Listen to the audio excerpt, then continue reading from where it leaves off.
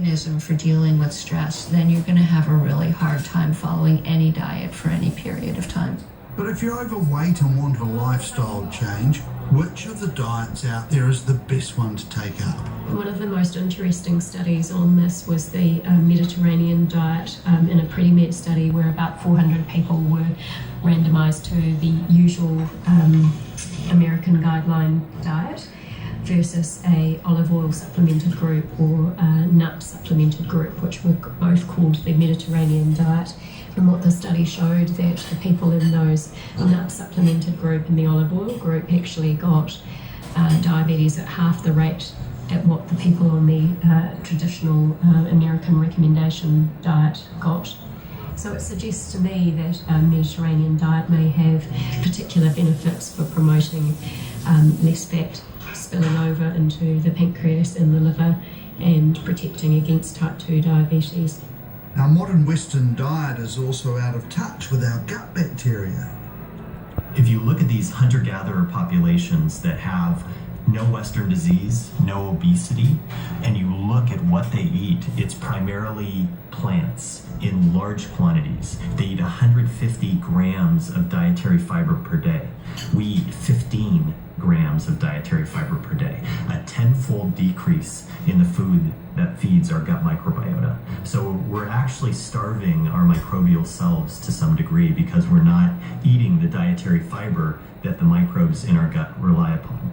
So a healthy diet starts with plenty of plant foods which have less calories, are filling and have added benefits. Plant foods are high in fibre, they're high in antioxidants and vitamins and minerals. So this is your vegetables of all different colours. It's your legumes, so your chickpeas and your lentils and your beans and your nuts and your seeds, your whole grains, quinoa, those sorts of foods. The foods that we know are good for us.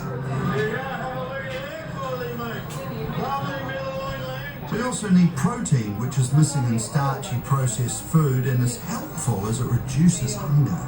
Protein, as you're losing weight, can make your brain think that you're not starving.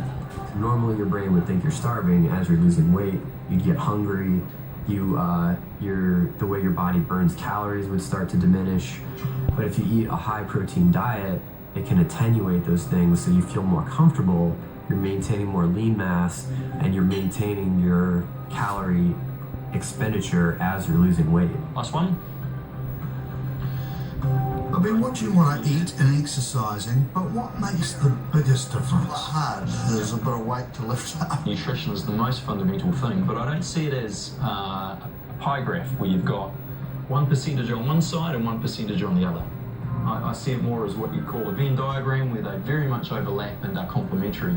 So if you're exercising in the right way and you've got your nutrition pretty well sorted, those two things together are incredibly powerful and a lot more powerful than simply doing one or the other. This only happens once a week, and the everyday reality for people is that they're bombarded with unhealthy options. But we live in a world where we're constantly presented with tempting, sugary, processed food. Products that have sugar added. There are a few things we could be doing. A number of them our government authorities are trying to do already to various extents. We're trying to educate people. That's the first thing. And educate people what are the right foods to eat and what aren't. What do you guys got? We've got a snowman and Coke. And Coke. Education is one way forward, but not everyone agrees it will work. Sugar's bad. Educate people, mostly the message only goes to the people that are already very healthy. So we find that it just increases the gap so that the people who are already healthy, they get healthier because they want to be healthy and they're interested in the education. But then the people who are not so interested, they are not yet changing their behavior because of the education. Dr. Wilma Waterlander wanted to test the effect of price on people's food buying decisions. She set up an experiment in a computerised virtual supermarket and sent people grocery shopping. The virtual supermarket, it really looks like a real supermarket, so it's three-dimensional and people can shop with that trolley. They go around the shelves and then click products with their mouse. And we ask people to do a shop as they would do normally for their household. But what we can do at the back end is that we change things without telling